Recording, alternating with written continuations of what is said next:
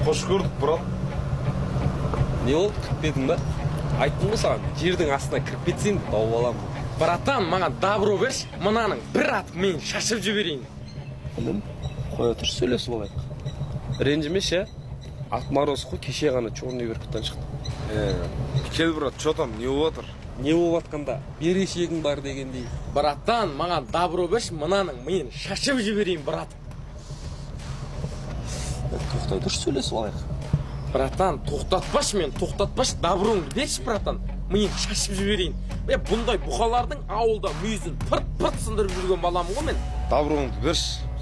Ат шалып, что там? Чуть-чуть сибакся, сөйлесіп алайық. Все, братан. Брат, менің атқаныңа ешқандай спрос жоқ. Конкретно сен бірақ менің дүниеме рұқсатсыз қол салдың.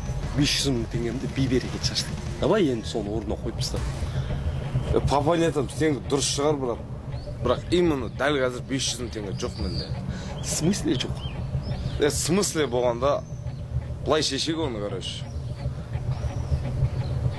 Телефонды ал, гарантқа апарып өткізесің, 600 мың теңге береді саған. 500 мыңды алып, қалған 100 мыңды мен кассияға минусым деп білерсің. Ішіндегі номерді лақтырып тесіл.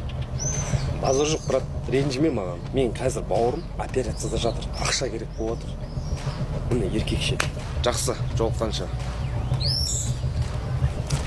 Братан, доброңды беш дедім ғой мен саған. Ананың бір атып мен шашып жіберетінемін ғой, братан.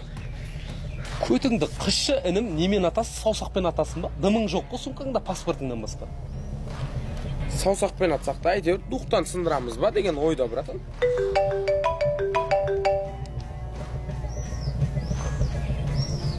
Алло? Я қаладамын ғой, братан, сіз ше?